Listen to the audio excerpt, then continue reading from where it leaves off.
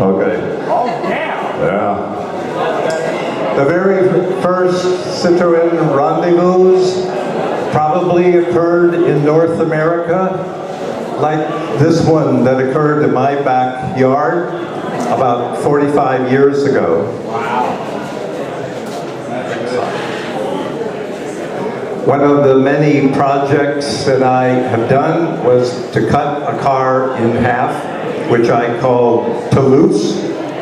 And I drove Toulouse into a garage and much later sold her engine 30 years later to someone here. This is probably the very first Citroën Rendezvous at Cummington Farms. If it's not, it's the second Rendezvous. One of the many things that we can learn at the Rendezvous is to share information, make friendships. This is Peter Fife from Nova Scotia. He wasn't able to be here this year, but way back then he was demonstrating how to cut your rusty door bottom off and to pop rivet a door bottom that he made onto your car. You may identify some of the people in this picture who are here today, and some who have no longer are interested in Citroën, and some who have passed on to that great big scrapyard up in the sky. Michaela, my daughter, is in the middle there, and this is the first or second Rendezvous, and this was a collection of the kids there.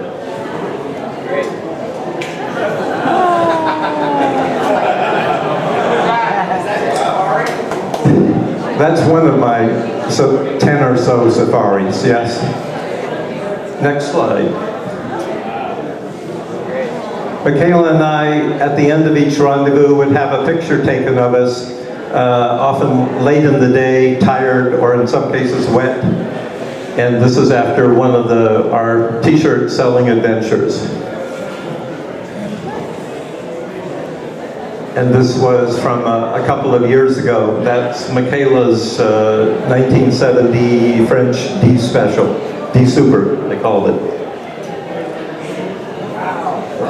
I chose this slide because it brings a lot of things together. This is Dave Burnham with his original short car.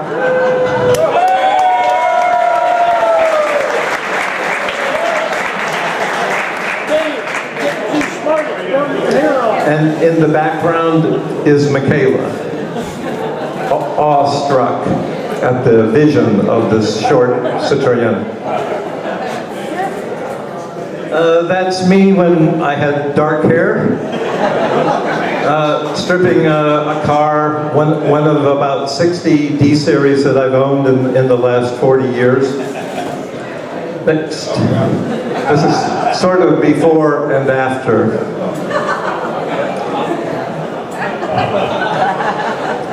Michaela has worked on the cars off and on since she was about 3. I paid her very poorly then because she really didn't do a very good job.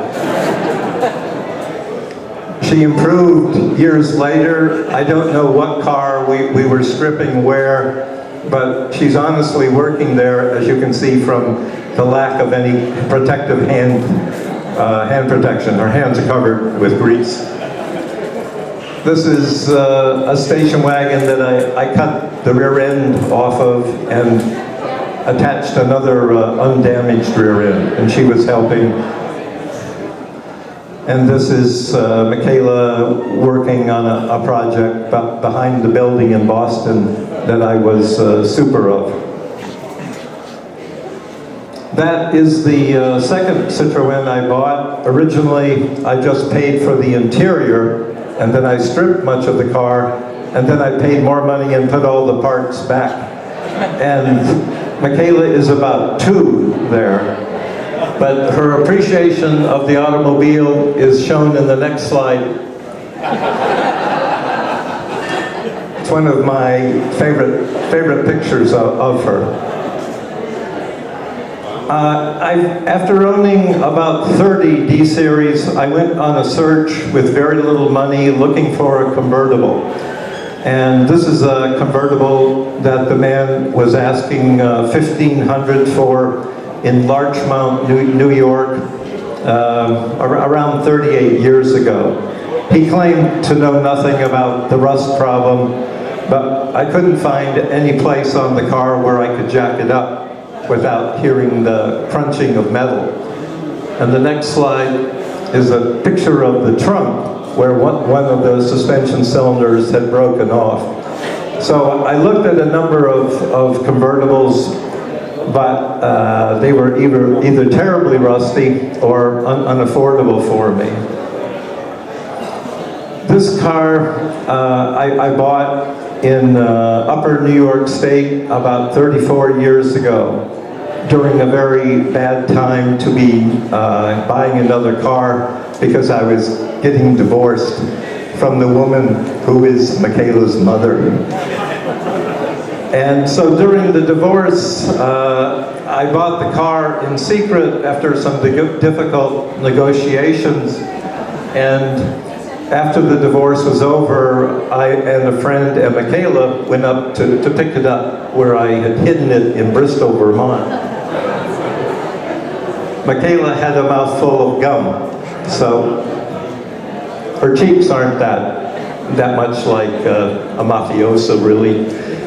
I've stored the car for 34 years, and this is where, well, after a lot of consultation and a lot of prodding from Michaela and her volunteering to pay for the restoration, to her great credit, and she said, if I must say that I should remind you all that she's a realtor in the Boston area. So Michaela very generously has been funding the restoration that we've given the car to Dave Burnham for that project. I'm sort of a pack rat, and this represents part of the 7 hours that it took me to get the car out of the back of my barn to the front. In that picture was a person, but he's covered up with parts. He's sort of in the middle.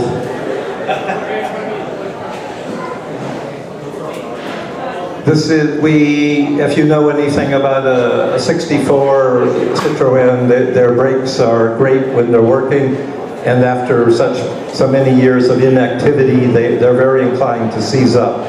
So among other things, we removed the fenders to have access to the brakes. And the car would start and it would elevate, but I couldn't dare put it in, shift it into gear, it being Citromatic, for fear that it would stay in gear for the rest of the time we were attempting to get it on the trailer, etc.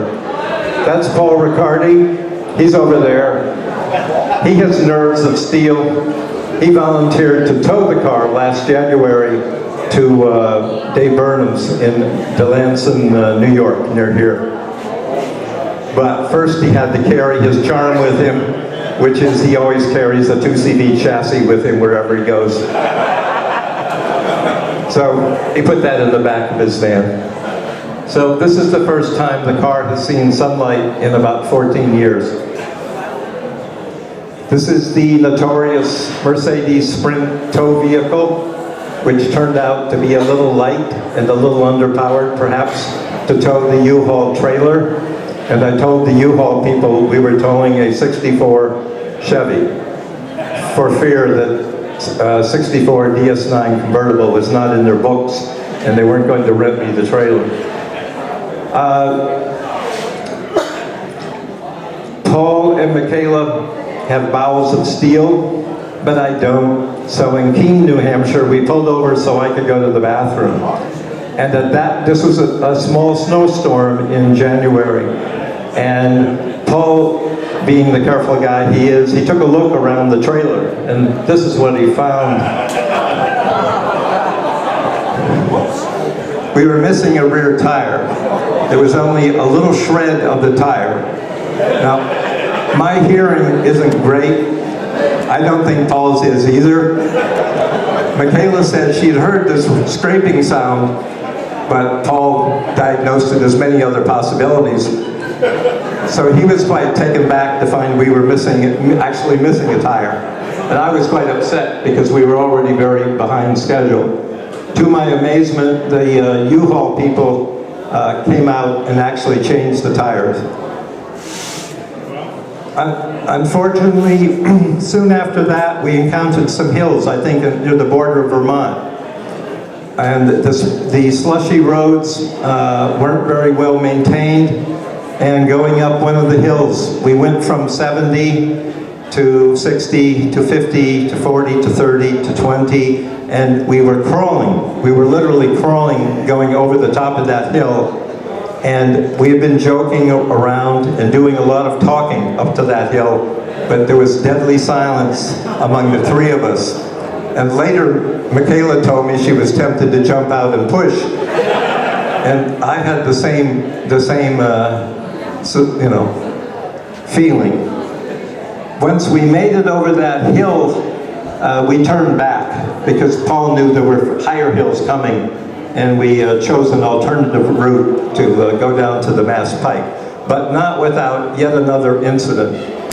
Do you mind if I tell them about Paul's Devil's Triangle? Okay. There was this rotary near the border of New Hampshire and Vermont, and Paul has had a number of scary experiences there. Years ago, he was towing his Mahari on a trailer through that rotary, and he noticed a lot of people waving at him. And he thought that it was unusual that they would be able to know what a Mahari was and to be enthusiastic about that. But he looked in his rear view mirror and he was still towing a trailer, but there was no Mahari on it. And then he looked further back and saw that in the middle of the rotary was sitting the little Mahari. So he drove rapidly to a local gas station, ran down to the rotary, turned the car on, and drove it up, only this time he secured it to the back of the trailer. Well, this is the same gas station, and while we were there gassing up, and I was in the bathroom, and when we got back in his van, I noticed this lady next to us sitting in her SUV, and I thought, I don't need to tell anyone. Surely she sees us here. She won't back into us. But then I saw her backup lights go on, and we were only a couple of feet from her. So I yelled to Paul, blow the horn, blow the horn. But he didn't see any reason to until we felt the van move. So that's why, next slide, please. That's why there's a police car in the background. A further delay to a very, very stressful day. So it was a snowstorm and there were many small accidents. Luckily, we weren't one of them, but we had to wait an hour for the policeman to come. And that, I kept going to the bathroom and I kept coming out hoping the policeman was there. He did come and they were hoping I'd stay in the bathroom because he wanted an accident report from everybody. So when I came out, he said, are you part of this? And I said, well, I'm a passenger. So he gave me this accident report that I needed to fill out. Now, I had been sitting in a lawn chair in the back of Paul's van. There's only 2 seats in the front. So he said to me, of course, you were fully belted and seated, right? I said, of course. He said, were any people ejected from this accident? I said, no, we were just run into from the side. We were standing still. And he asked me many other questions. And then he asked me for my driver's license. And he said, oh, you are a very useful 72. So it was a good day. That's us at Dave Burnham's. Dave is happy, Michaela's happy, Paul's happy, I'm happy to be alive. We're all happy. As I said, we didn't dare shift the car into Citromatic, but it did start and it did rise up. So it's on a cable and David is in his garage pulling it in. Now this, I think, is an interesting experience. You hear about near-death experiences and people seeing the light. This car has seen the darkness. This car knows it's going to be resurrected. It's going to have a new life. But first it has to see the darkness. This is in May. In May, I took a truckload of parts out to help with the restoration, and Michaela and Dave were discussing possibilities, what to do, how to proceed. This, if you saw the chassis here, this is restructuring it so it doesn't flex and change shape during the rust attention that it's getting. This is the sort of turtleback part of the convertible, detached from the car, just sitting on end. This was Dave pointing out where the seam was in the door, where CITROEN had cut one door and added an additional door piece to make the longer convertible doors. This was its three main bearing engine cleaned and getting ready to be restored. Nuts and bolts. More consultation. David has a very rare CITROEN brochure showing body colors, possibilities, interior possibilities, and there Michaela is looking over some things where we need to make some decisions. This is my very last picture. It's the sort of the end or the beginning. This was the chassis as we last saw it in May, and hopefully next year we'll see you all in perhaps a completed car. No pressure, Dave. Thank you.